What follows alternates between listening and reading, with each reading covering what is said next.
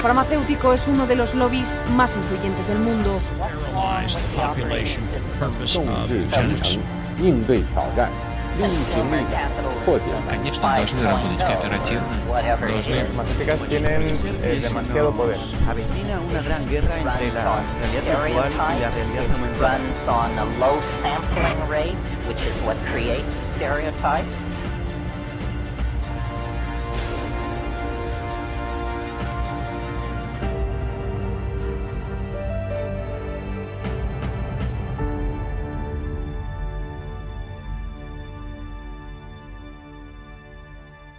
Bienvenidos a esta nueva edición de Humo y Espejos. En este programa analizamos lo que está sucediendo en el mundo y estos fenómenos sociales que son tan marcados en los tiempos que corren. Así que para empezar, hoy tenemos a Azul Selene con nosotros. Así que, ¿cómo estás, Azul? Marcelo, cuénteme de qué van a tratar su columna de hoy. Bien, hoy yo le pedí a Azul que haga un pequeño informe, que haga un pequeño trabajito sobre algo que se viene discutiendo bastante, porque es muy habitual que nosotros pensemos que China construye baratijas, todo lo que produce son productos de mala calidad, y muchas veces los economistas montados en esto mismo terminan por decir que en realidad no es un competidor para Occidente porque su calidad de producción es muy baja, tiene muy bajo valor agregado. Sin embargo, si bien esto era cierto hace 2, 3 décadas atrás, el tema ha ido variando, ha ido cambiando mucho. Entonces, bueno, por eso le dije a Azul que arme algo sobre ese tema. Así que, a ver, Azul, ¿cómo estás? Traté más que nada de traer ejemplos concretos, porque se habla mucho, sí, de la tecnología china, pero medio que queda en el aire y capaz queda como algo que se ve en otros ambientes que uno no está tan acostumbrado. Como viste, es tecnología muy especial, muy específica que existe en tecnología que uno no maneja cotidianamente. Sí, hay veces cuando uno también teoriza mucho en estas cosas, no se ve lo concreto, y por ahí lo interesante es poder dar ejemplos para que la gente pueda percibir qué es lo que está pasando. Un ejemplo clarísimo es en el área de los smartphones, de los celulares.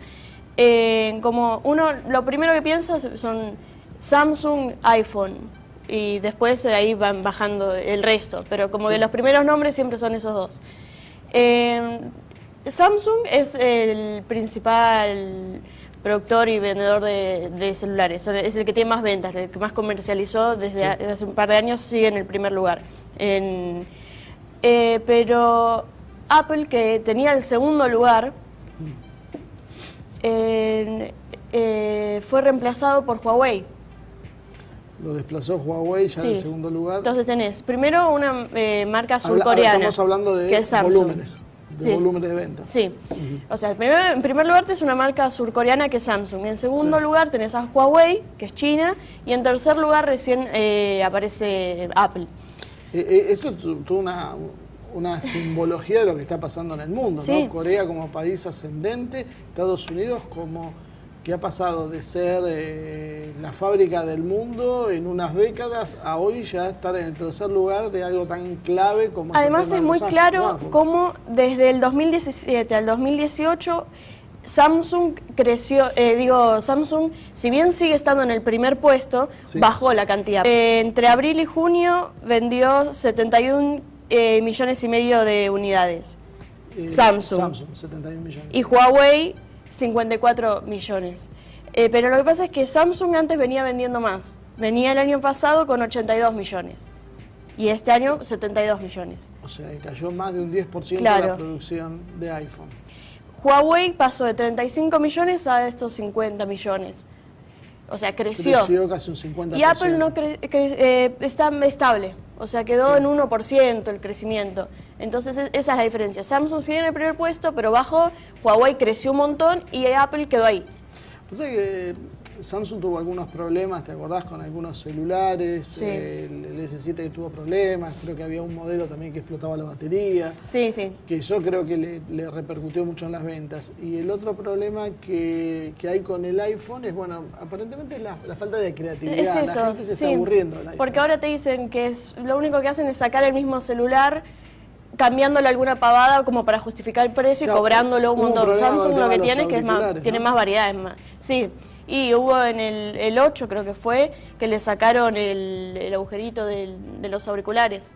Claro. Para poner unos inalámbricos. Bueno, esa es la cuestión de Apple, O de el fabricar cosas que solo admiten su gama de productos para cerrar el negocio. Entonces por eso más o menos se mantuvo. O Sí. sea, los que compraban iPhone siguen comprando iPhone, pero como no creció, Pero no ahora lograron... Huawei lo superó aparte en capacidad de procesamiento. También, porque no solo es que empezaron a hacer muchos celulares muy baratos, entonces todo el mundo empezó a comprar, sino que además tiene una calidad que ya muchas veces llega hasta superar. Sí. Va desde celulares de menor gama hasta celulares de alta gama realmente. Hay un chip que sacaron ahora que es más rápido inclusive que el más rápido que tenía Apple para funcionar. O sea, en teoría los celulares de Huawei van a ser más potentes y les va a permitir, creo que, trabajar con una inteligencia artificial diferente. Sí. Que la inteligencia artificial, después lo vamos a ver en el programa, es una de las áreas donde más están disputándose Estados Unidos y China.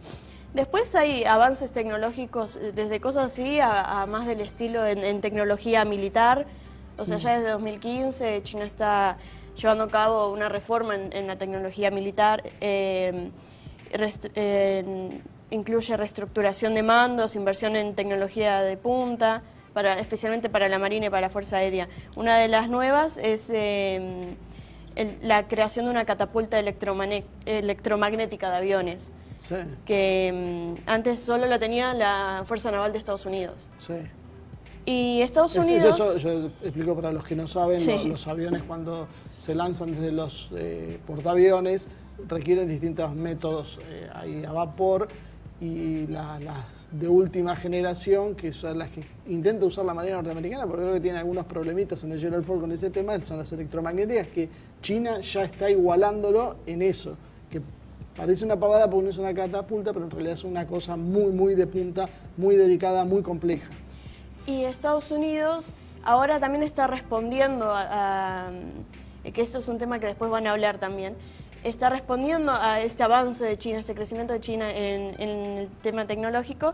Y por ejemplo, Trump ahora, ya hace unos meses, viene subiendo cada vez más aranceles a las importaciones de productos tecnológicos chinos. Claro, bueno, eso es un poco lo que hablábamos al principio. Básicamente, el área de disputa más grande es Estados Unidos y China, sí, esto que estás mencionando. Precisamente, la primera oleada de aranceles en Washington fueron destinados a 818 categorías de bienes importados de China, que incluyen mayoritariamente componentes de la cadena de suministro del sector industrial y tecnológico. Pero también hay otros bienes de consumo como las bombillas de luz, las LED y cigarrillos electrónicos. Pero fíjate cómo el hincapié es precisamente en la tecnología. Claro, sí, porque a nadie le molesta que hagas una lamparita de LED. ¿Te queda algo más para la columna de hoy? Nada, una mención rápida del tema de las patentes, cómo creció precisamente por ejemplo, la Oficina Estatal de Propiedad Intelectual de China recibió en el 2016 el número total más alto de solicitudes de patente, 1,3 millones. Ajá. Después, atrás vino Estados Unidos. Después Japón, Estados Unidos ya con 600.000, Japón con 300.000. O sea, China duplica ya el número al segundo, de sí, patentes ya en de 2016. Estados Unidos. No encontré muchos más datos más actuales, pero igual, más o menos. Bueno, no, sí, está bien, si ya en el 2016 llegó a duplicarlo, seguramente hoy es mayor la diferencia. Bueno, Azul, gracias entonces por la columna de hoy y volvemos con vos, Ivonne, para seguir con el programa. Bueno, indudablemente los chinos vienen creciendo, hace rato que venimos diciendo, despacito, pero algo a largo plazo. Muy bien, chicos, gracias Azul, nos vemos la semana que viene y Marce, después del intervalo nos vemos acá en el estudio con nuestro invitado de hoy, así que no se vayan, enseguida regresamos.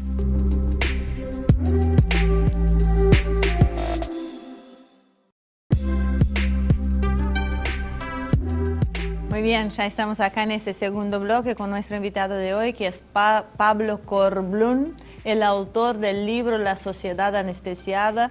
Un buen momento para volver a estar con él, ya que estuvimos a principios de este año. ¿Estaremos todavía anestesiados? ¿Qué tal, Pablo? ¿Cómo estás? ¿Qué tal? Gracias por invitarlo nuevamente. No, por favor, es un placer. Y yo el tema de tu libro, ¿no? Además que nos vas a contar un poco cómo fue la repercusión de esto, estuvo muy interesante.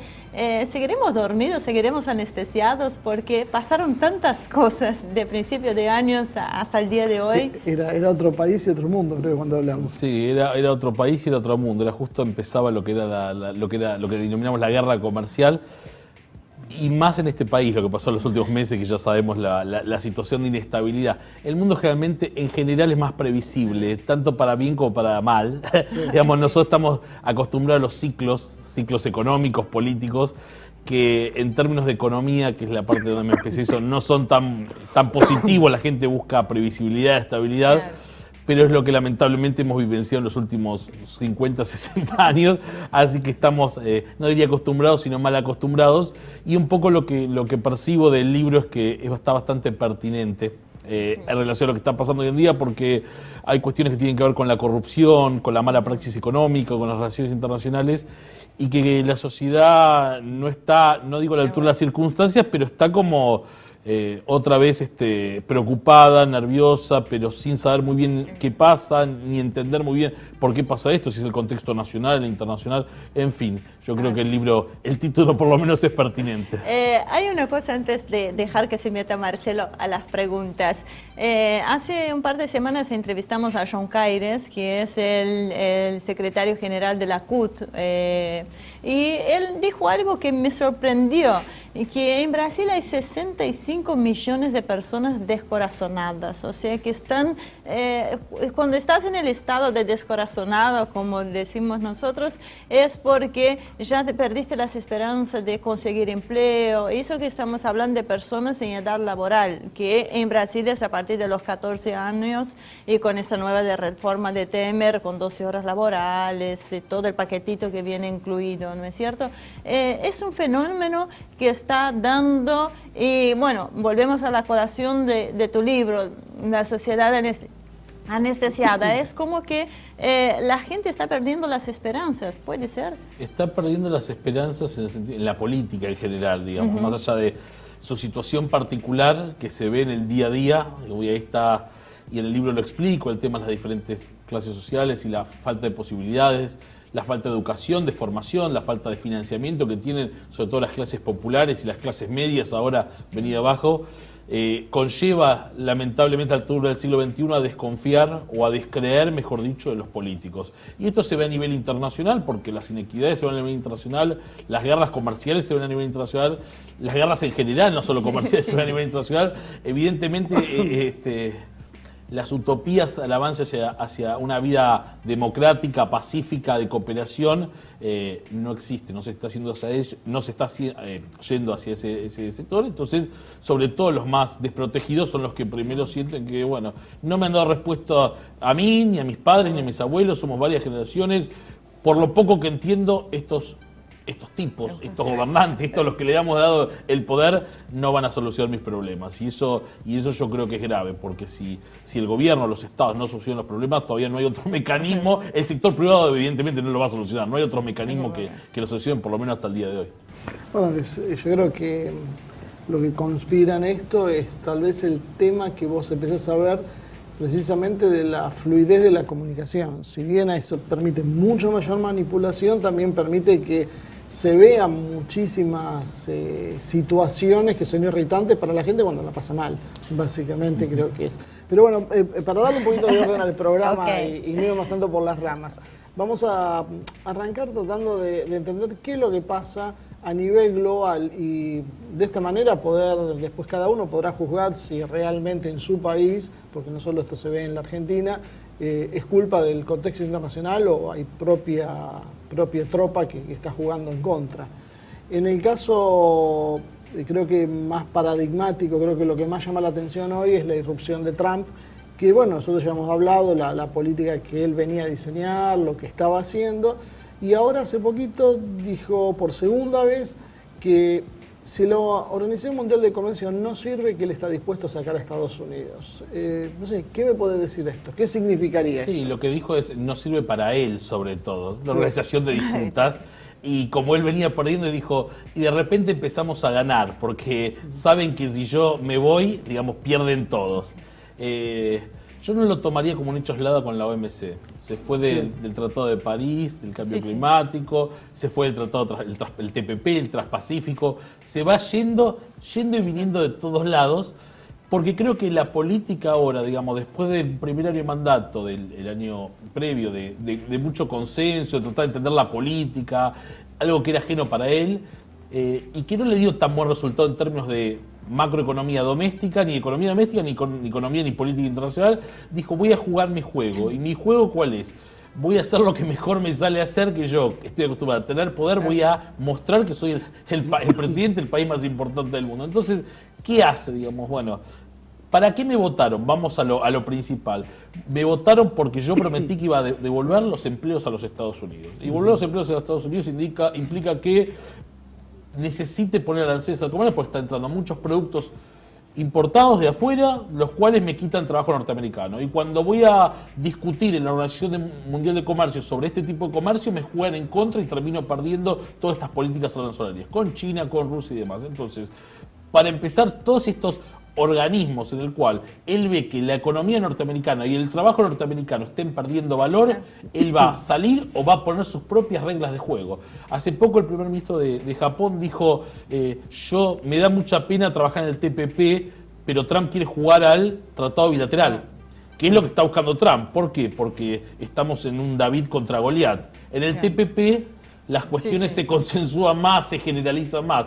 En el tratado bilateral es cara a cara, y sabiendo que uno tiene enfrente a Trump, es difícil decirle no a algunas cosas y poder negociar de una manera justa y equitativa si quiere. Que a Trump no le interese, eso es lo que tenemos que entender. Estamos hablando de la OMC, ¿para qué se crea? Para que haya un comercio mundial justo y que los países no utilicen sus beneficios, sus ventajas para ir contra otros países en términos de justamente el detrimento de lo que es un comercio injusto. A Trump eso no le interesa. Le interesa que cumplir con su promesa de campaña, darle el voto a lo que se denomina el white trash o digamos o el blue collar, ese estrato norteamericano de gente que lo ha votado, republicano bien extremista de la derecha, del centro-este de Estados Unidos, sureño, que lo único que le interesa es que Estados Unidos está bien, recuperar sus empleos, tomar cerveza si se quiere, disfrutar del fútbol americano y punto. Lo que pasa en el mundo no le interesa, lo que le interesa es que ellos estén bien, y Trump dice, esto es lo que me dio el resultado y a estos voy. Y voy a ir contra ellos,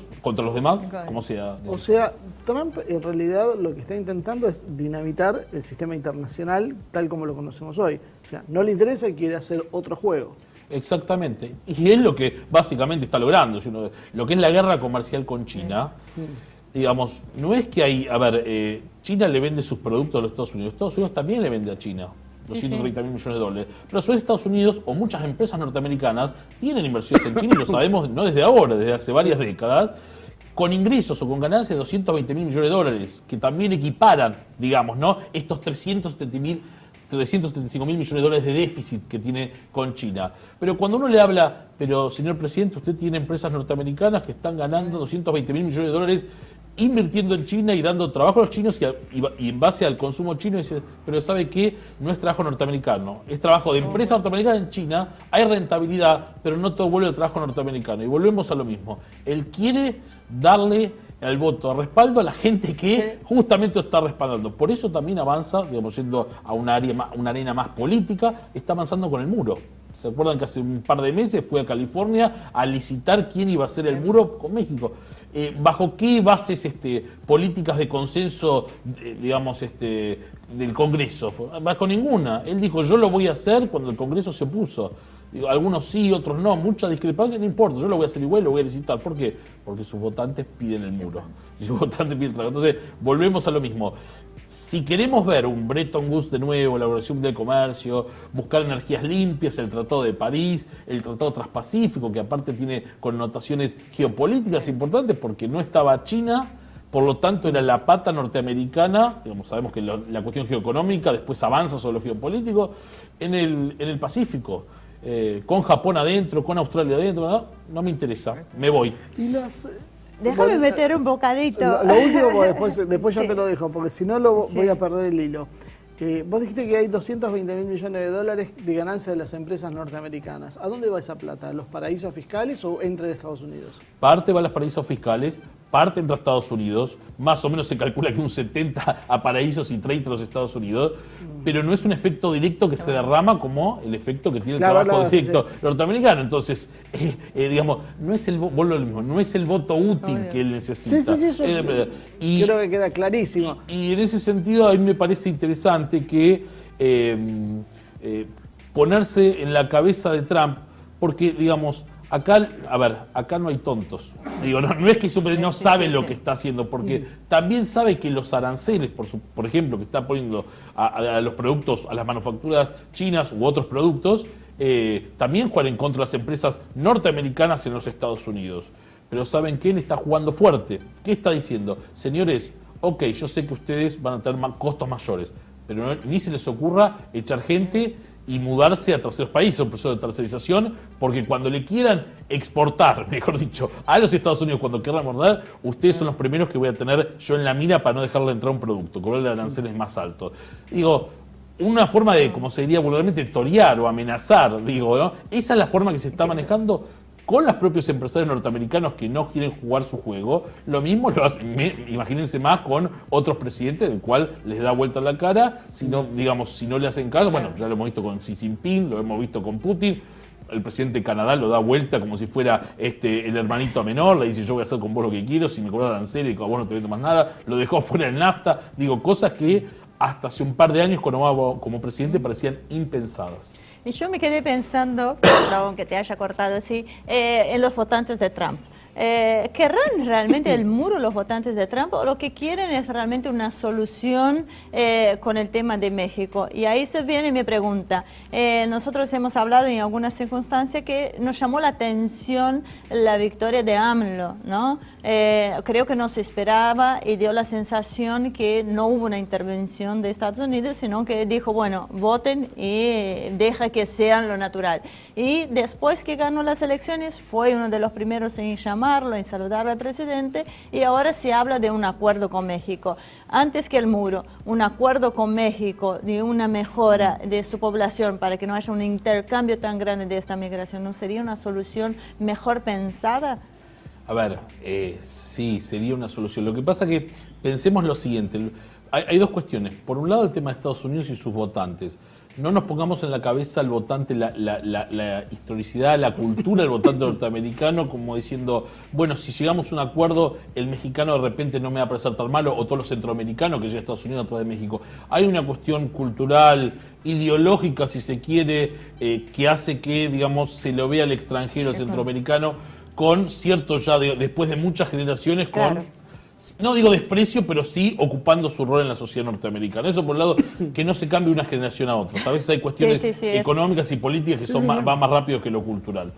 Y por otro lado volvemos a lo que sería el pragmatismo de la ley internacional. Gana en México López Obrador, que es un presidente de centro-izquierda, no es de izquierda, no confundado, por la gente dice que gana de izquierda, después de un gobierno bastante, yo diría, no diría desastroso, pero digamos con muchas falencias en términos de política económica, de seguridad y demás, del PRI, que vienen gobernando junto al PAN hace décadas y décadas sin dar soluciones a las mayorías, y el presidente, en vez de decir yo me voy a pelear con Trump, porque evidentemente está en la contraparte ideológica, dice bueno, yo voy a negociar y voy a ver lo mejor para México, pero entendiendo que en las relaciones internacionales hay diálogo y está hablando con el principal socio comercial y no puede pelearse así como así. Esto a veces lo tenemos que aprender nosotros, ¿no? El tema del pragmatismo. Nos guste o no nos guste, me guste Trump o no, esto es lo que hay. Y eso a veces no se entiende por estos lares. Y en este sentido, Trump tampoco, digamos, no se va a pelear, primero lo estudia, lo observa y ya va a salirse seguramente con alguna jugada con México, pero dijo, si las cosas van bien y con el presidente de México hace las cosas bien, yo me voy a entender con él. Mientras tanto, digamos, al primer ministro de Canadá, Trudeau, lo voy a dejar de costado y hace un acuerdo con México, por lo menos de palabra, sobre un potencial acuerdo de libre comercio, bilateral como a él le gusta, sentado él cara a cara y viendo a ver qué pasa. Digamos, ¿no? Yo creo que todavía no sacó, digamos, todo su impronta a Trump, pero por lo menos entiende que hay que ser pragmático y hay que ir. Y va y viene como lo va a hacer con López Obrador, con varios presidentes o primer ministros alrededor del mundo. ¿Cuánto juega en esta relación que vos decís los problemas internos? Porque Trump actúa hablándole a sus votantes. claramente Peña Nieto estaba con muy buenas relaciones con Obama. Obama es el archienemigo de Trump. ¿Cuánto influye esta situación también? Lo mismo que pasó con Trudeau, que también era otro alineado con ese globalismo que estaba dominando en Estados Unidos y que Trump llega y pone un freno. Sí, déjame aclarar una cosa con respecto a esto de los votantes y cómo se manejan en términos de las inversiones, bajarlo a lo económico. Pensemos lo siguiente, Trump está jugando un juego, una política económica, digamos, que mezcla lo liberal o neoliberal y lo keynesiano, porque por un lado hace el manual republicano que baja los impuestos, eso le da fortaleza y vigor a las empresas norteamericanas, pero también está diseñando un plan de infraestructura muy importante, digamos, con un gasto público creciente, que, digamos, llama la atención en términos del déficit fiscal que puede hacer, porque baja los impuestos, sube el gasto, hay que ver cómo se maneja con el tema de la Reserva Federal y demás. Por otro lado, digamos, este cambio de gobierno con México, ¿qué hace? Digamos, si México ve en general que, digamos, porque termina siendo, como decía el expresidente Clinton, la economía, si ve que la política económica de Trump hace crecer, como está pasando ahora, que hace que la economía de Estados Unidos crezca al 3-4%, y esto le genera, a pesar de los diferendos políticos, le genera una ventaja en términos de cómo va a trabajar la relación comercial con un acuerdo con México, evidentemente México va a estar contento, no va a estar, digamos, si puede poner su puntita económica, si puede sacar su provecho, no va a estar en desacuerdo. Entonces, más allá, con lo que preguntaba Marcela, los diferendos que hubo entre los cambios de gobierno, cambio de color político, si la economía funciona desde mi punto de vista, y acá volvemos al tema del pragmatismo, la cuestión se va a entender más de lo que uno cree, digamos, ¿no? Y eso me parece que es importante resaltar. Bueno, los tengo que llevar a un pequeño corte. Pasó volando, es que fue muy entretenida la charla, así que lo llevo a un pequeñísimo corte y enseguida volvemos. Así que no se vayan, ya estaremos de regreso.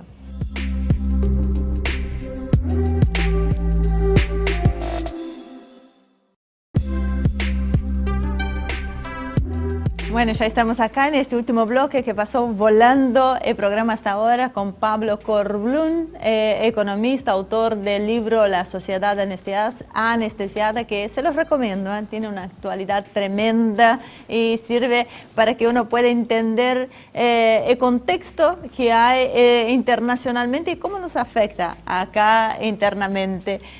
Pablo, me hubiera gustado seguir un poco más con el tema de Trump y los inmigrantes, porque es un tema que claramente no se entiende mucho por estos pagos, como vos habías dicho anteriormente. Pero bueno, Marcelo me lleva a hablar sobre la Fed, así que vayamos a eso. Luego de la salida de Yellen, la llegada de Jerome Powell,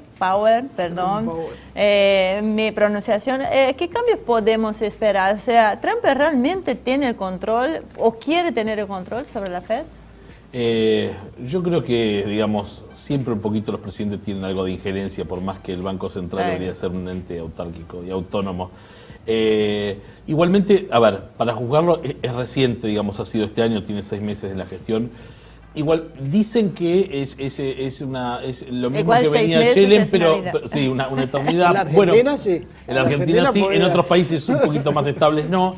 Es la primera vez que no hay un doctor en economía al frente de la Fed, eso es interesante, es un abogado multimillonario exitoso del mundo de las finanzas. Mira, interesante. Pero dicen los que saben y lo que se está viendo ahora es que va a mantener el gradualismo que tuvo la anterior presidenta de la Reserva.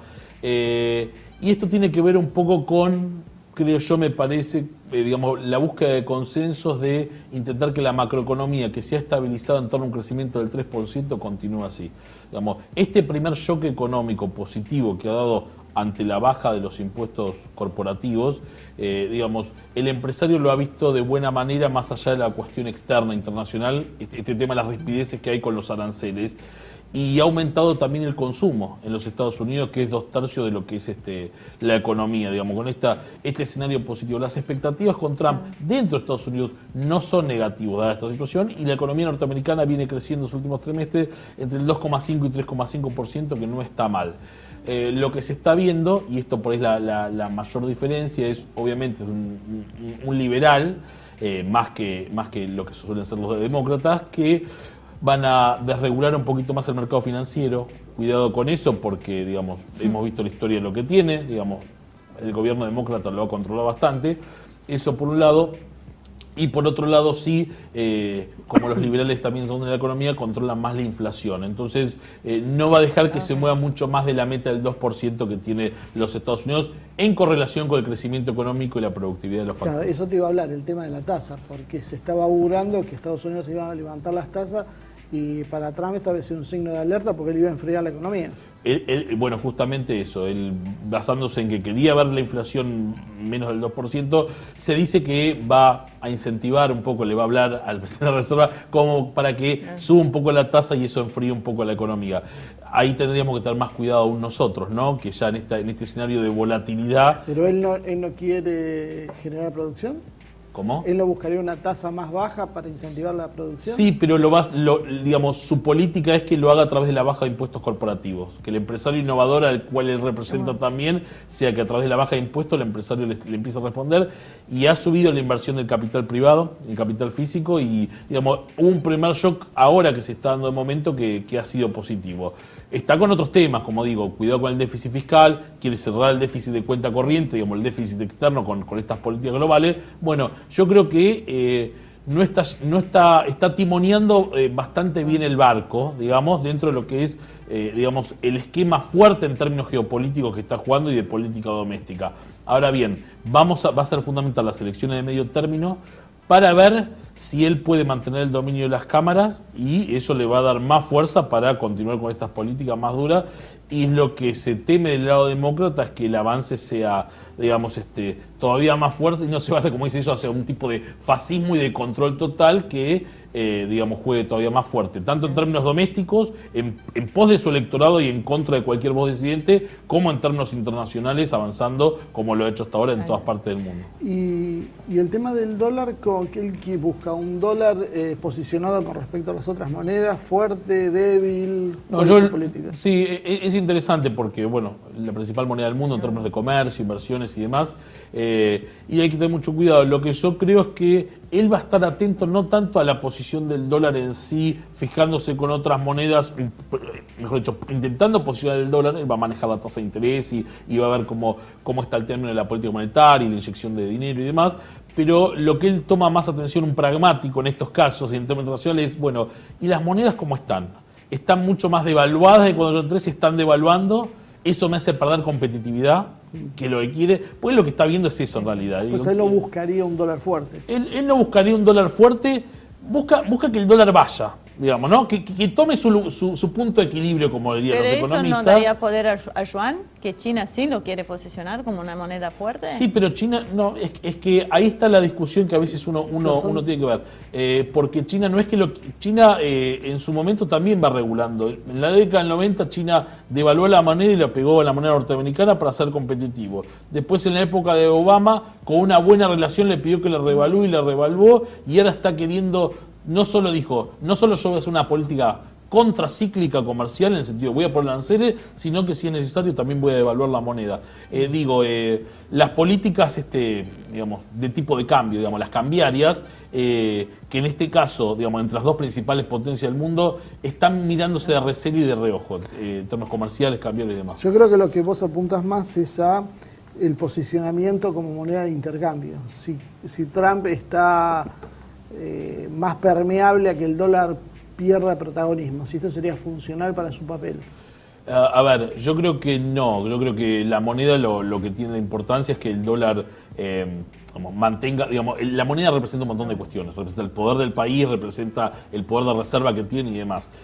Evidentemente sigue siendo la principal moneda, es la principal potencia del mundo, y creo que se va a ir fijando en términos relativos cómo está con respecto a los demás. Está claro que China quiere que el yuan se posicione, el rublo ruso también se quiere posicionar a nivel internacional, quiere crecer en términos de intercambio. Ya vemos que Erdogan en Turquía dijo, bueno, con los rusos comerciaremos en nuestras monedas. Pero no sé si ese es el eje en el cual Trump está mirando ahora. Me parece que, vuelvo a repetir, el foco de su política macroeconómica es, después el resto lo va a ir viendo a medida que pasa el tiempo, es darle trabajo a los norteamericanos, darle posicionamiento económico, si se quiere, a sus votantes, y a los empresarios, que también son sus pares, diciéndoles, señores, vamos a jugar, pero el juego que yo quiero que ustedes jueguen. Entonces necesitaría también tener un petróleo alto, un barril alto, porque eso le permitiría el tema del fracking, de poder autoabastecerse, generar riqueza, generar trabajo en su país, pero eso a su vez también es un salvavidas para Rusia y para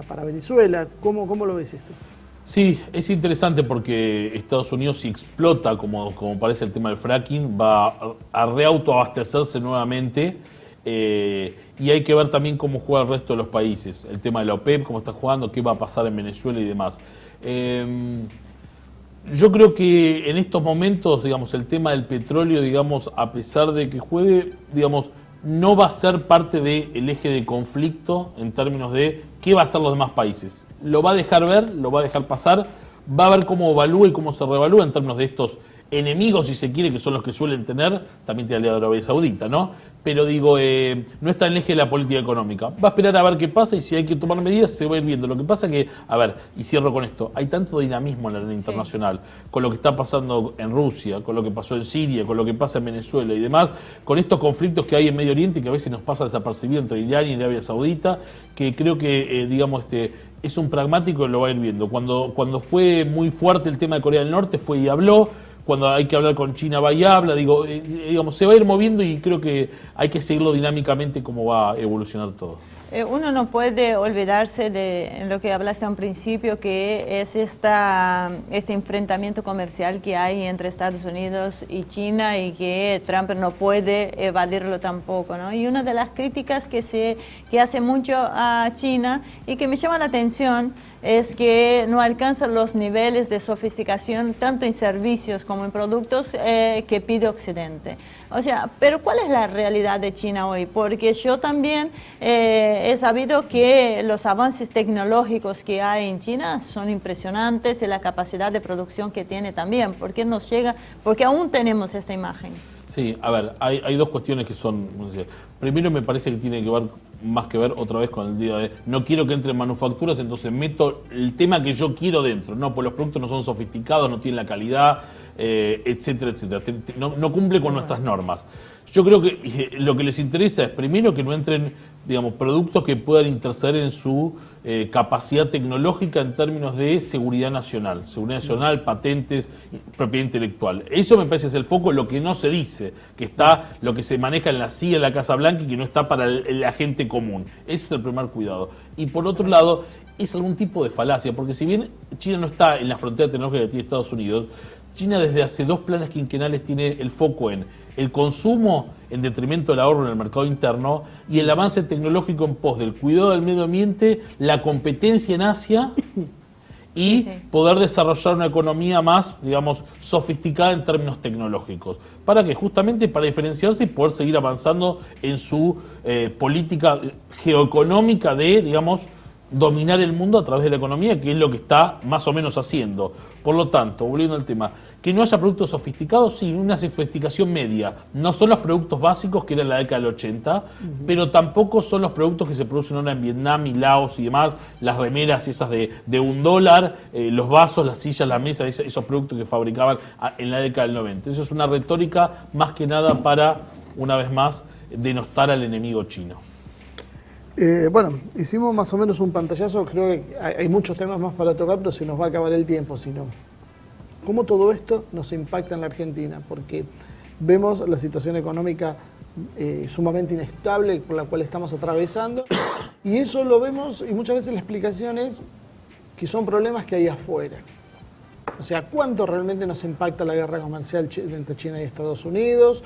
¿De qué manera nos impacta las alzas? ¿Qué podíamos haber hecho para prever algo que todos sabíamos que estaba pasando? Trump subió diciendo que iba a hacer esto y en realidad no es ninguna sorpresa lo que está haciendo. Yo tengo la historia económica mundial indica que los problemas son tanto de adentro como de afuera. Decir que el problema es siempre de afuera o del imperio o del clima o de lo que sea, no es una realidad palpable lo que muestra la historia económica mundial. También las cuestiones internacionales impactan y pegan en todos lados. Decir que la crisis de financiera del 2008 no impactó o no hubo forma de que nos impacte mejor también es una falacia porque también la historia del mundo lo muestra así. Bien, dicho esto, evidentemente lo que hablamos previamente, trabajar pragmáticamente y adelantarse a los sucesos digamos, de lo que pasa en el mundo, es un plus. Acá yo creo que hubo una serie de mala praxis económicas en términos, digamos, también en términos domésticos, de cuestión de déficit fiscal, de mala redistribución digamos, de lo que es la cuestión impositiva, a quién se le cobra impuestos, quién se benefició y quién no, pero también hay un grueso problema en términos de cuenta corriente, digamos, ya que estamos hablando del mundo, del sector externo, y una falta de tacto, me parece yo, para ver cómo venía la situación global en términos de guerra comercial, tasa de interés de los Estados Unidos, que en algún momento iba a subir si la economía se iba a calentar un poco, y lo que está diciendo Trump para enfriarla, y eso creo que nos ha jugado una mala pasada, porque una vez que uno está en la tormenta del barco en el medio del mar, es difícil después manejarse. Echar la culpa, digamos, tampoco me parece que es la realidad. Se podría haber, creo, hecho otras cosas, tanto a nivel doméstico como a nivel internacional. A nivel internacional, la idea de entender un mundo más abierto que provea los dólares, ¿se acuerdan del segundo semestre, la lluvia de dólares, las inversiones? Era una muy buena idea, pero en un mundo diferente, digamos, ¿no? En un mundo que se veía que venía para otro lado. Yo creo que se ha tratado de hacer ciertas políticas de acuerdos bilaterales con Qatar, se fue a Rusia también, se fue a hablar de inversiones y demás, que pueden servir en un mediano y largo plazo. Lo que pasa que lo que puede producir la Argentina y lo que tiene para ofrecer tiene que ver con algunas cuestiones que no está mostrándolo a la hora de poder negociar. Se negocia con el Reino Unido, por ejemplo, que está por salir del Brexit, porque el Reino Unido también está buscando otros mercados ya que sea la Unión Europea. ¿Qué es lo que tenemos para ofrecer? ¿Qué cuestiones en términos, qué estabilidad macroeconómica tenemos para ofrecer? ¿Qué institucionalidad tenemos para ofrecer? Cuando vamos a comprar algo, el que va a invertir. Digamos, para el extranjero que va a invertir hoy en la Argentina, ¿qué tenemos para ofrecer? Un poco te iba a preguntar, porque la otra vez hablando con un embajador de un país importante, de primera línea, ellos me decían, no, nosotros no vamos a dejar de invertir en la Argentina, pero por el momento no. O sea, vamos a esperar, nuestras empresas están interesadas en comprar, pero vamos a esperar a que bajen los precios. Si vos fueras un inversor extranjero, ¿cuál sería tu posición? Que explote todo y vengo y compro cuando esté todo ahí. No, lo que pasa es que, a ver, el inversionista internacional, el que tiene activos en dólares, el que mira el mundo, sabe que esta cuestión, digamos, cuando hay una inestabilidad económica, donde el dólar se devalúa la moneda todo el tiempo, cuando la cadena de valor está cortada, la cadena productiva no encuentra su precio y su valor, en un mundo sobre todo tan competitivo, donde con esta flight to quality, con esta suba de tasa de interés, con estos retornos financieros que tienes a los países centrales, justamente el dinero se encarece aún más. Entonces uno pone con más ojo dónde ponerlo. Y en este momento la Argentina no es el lugar para poner dinero, digamos, uno no está inventando nada. No lo hubo antes. Imagínense que, fíjense lo siguiente, hay que ver la bicicleta financiera por un lado y la inversión extranjera directa, la economía real por otro. La lluvia de dólares nunca llegó en el segundo semestre, en el tercero ni en el cuarto. Evidentemente los inversores internacionales veían que había una falta de sustentabilidad en ciertos, digamos, tanto en la institucionalidad como en la sustentabilidad política, pero institucionalidad como en la cuestión macroeconómica. Tasas de interés crecientes y altas, el déficit fiscal que vio que no se cerraba, la cuenta corriente que ve que tiene ciertos desfasajes en términos de lo que se exporta y a su vez los flujos de importación que siguen siendo muy altos y hacen de un país, no somos Venezuela, pero un país muy dependiente de las importaciones. La cuestión de la economía doméstica tiene que ver como los reflejos de la microeconomía de aumentar los precios automáticamente, los monopolios formales de precios. Evidentemente hay muchas cuestiones que uno en el día a día, el hombre de a pie, no lo ve, pero el inversor internacional cuando tiene que poner la plata, hace un proceso de inteligencia económica que le demuestra que Argentina no está en las mejores condiciones, por más que este gobierno, a diferencia del anterior, se muestre como abierto al mundo, con necesidad de inversiones.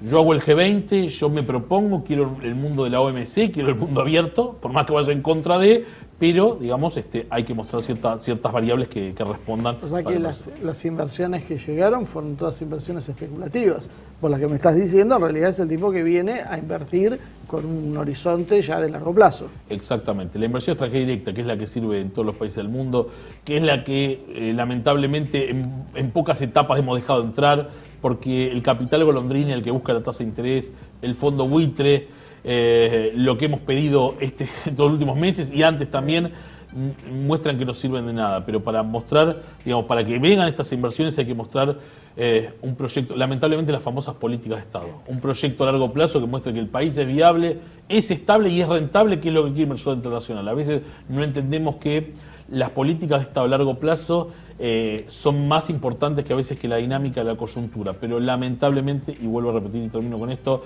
la coyuntura siempre nos ha llevado opuesto, por lo menos en el último medio siglo, y eso ha hecho que la Argentina se haya vuelto una montaña rusa y que los inversores lo ven como eso. Si es una montaña rusa, entonces juguemos a la ruleta y pongamos la plata a un mes, un plazo fijo de un mes, una tasa muy alta y saquémosla cuando vemos que hay un pequeño ruido, tanto a nivel internacional como a nivel doméstico. Ya nos quedamos sin tiempo. Quedaron un montón de preguntas, te vamos a tener que traer más seguido para ver si podemos resolverla, pero antes de cerrar es solo 30 segundos, porque siempre hablamos que pensamos, ya se ve en nuestros análisis del año 2015, venimos diciendo más o menos lo mismo, cuando estuvo por las elecciones de Estados Unidos, este gobierno abiertamente apoyó a Obama, fue en contra de Trump y mantuvo esta posición durante... ¿Ah? A Hillary. Bueno, perdón, a Hillary. Sí, bueno, sí. Hillary Obama era muy... Yo porque después ya alguien te va a decir... No. Bueno, este gobierno claramente apostó por Hillary, llamaron a votar por Hillary porque era muy cercano a Obama. Y cuando asume Trump se notó claramente una disputa entre los globalistas y los nacionalistas. O sea, hoy ¿Argentina puede seguir esperando esta ayuda de los Estados Unidos? Bueno, creo que el presidente hoy lo llamó a Trump y le dio cuentas de la situación que estaba viviendo. En su momento, a ver, haciendo muy breve, el Fondo Monetario es Estados Unidos. Digo, Estados Unidos con el resto de los países, pero el Banco Mundial lo manejan los europeos, el Fondo Monetario es Estados Unidos. Y, digamos, sin tener el conocimiento certero, pero uno imagina, alto funcionario del gobierno argentino, con muchos contactos en Washington, en su momento, en la primera etapa de la crisis, gran crisis de mayo, junio, han llamado para que ciertos fondos de inversión, como BlackRock y Templeton, pongan y compran bonos argentinos y ayuden al país. Eso ha pasado, evidentemente. Ahí ha reinado el pragmatismo. Después del error, creo yo, de haber apoyado, no se apoya a un candidato una semana antes de las elecciones, pero bueno, es una precisión personal, pero más allá del error, ahora está reinando el pragmatismo. Y en este caso, digamos, y creo que en esa buena relación personal que tiene el presidente de Argentina con Estados Unidos, creo que ha mediado esa decisión de ir al Fondo Monetario, que fue también discutida esa decisión de por qué ir al fondo automáticamente ante una corrida bancaria y no buscar otras alternativas, el swap con China, ver la forma de financiarse, etcétera, etcétera. Pero bueno, esta ha sido la decisión, confiando en las buenas relaciones. Veremos si estas buenas relaciones nos pueden salvar, por lo menos, o ayudar en el corto y mediano plazo, que creo que vamos a estar en momentos difíciles. Después en algún momento me gustaría ver también cuál es la relación real de Trump con esos fondos. Ya lo veremos en el próximo programa. Muchísimas gracias, Pablo, por acompañarnos hoy. Realmente un gusto enorme recibirte. Bueno, esperamos contar con tu presencia un poquito más seguido. Gracias. Bueno, muy bien, con pocas ganas de terminar el programa porque realmente da para hablar mucho, es un tema que importa mucho porque lo que sucede en Estados Unidos, lo que sucede en la región, obviamente nos afecta directamente, así que bueno, ahí está. Muchísimas gracias como siempre por acompañarnos, esperamos sus comentarios en nuestro Facebook, en nuestro canal de YouTube, al cual como toda la semana los invitamos a que se suscriban, que inviten a sus amigos para que hagan lo mismo. Y de esta manera nos apoya para que seamos cada vez más y más visibles. Muchísimas gracias y nos vemos la semana que viene con una nueva edición de Humo y Espejos.